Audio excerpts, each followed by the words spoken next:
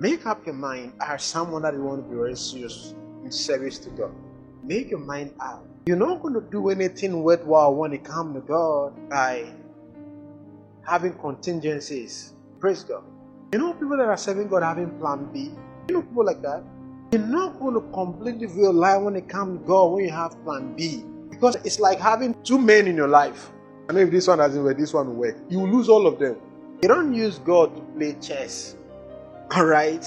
Either you are all for God or you are for your own plans. Don't try being for God and still have your plans. You can't operate fully in wholesome service like that. You're supposed to come to a place where everything that you do in the house of God becomes a wholesome service unto God. Listen carefully.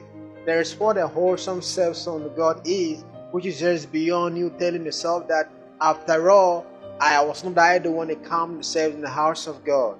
There is a measure or the capacity of the Spirit, that is the Spirit of you, to deliver certain things of God in the house of God. That just because you think you have done something doesn't mean anything. There are a lot of things you're going to do in the house of God that is going to be counted for nothing. That's what I'm trying to tell you guys. See, everybody here in the house of God is unique. Praise God. You're going to have to learn to operate in the way that you are supposed to operate. Not in the way that every other person is giving accolades for operating in the calling of the Spirit in the house of God.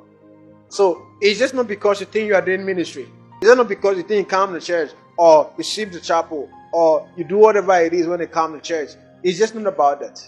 The way you do it, the fullness of yourself that you devote to that particular thing you are doing, that's what's going to make a meaning out of it. You're not going to serve God halfway and it will mean anything. You're not going to serve God three-quarter way and it's going to mean anything. You're not going to serve God 99% and it's going to mean anything.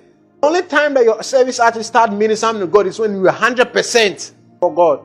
That means that at that point, the only thing that makes you do what you do is God.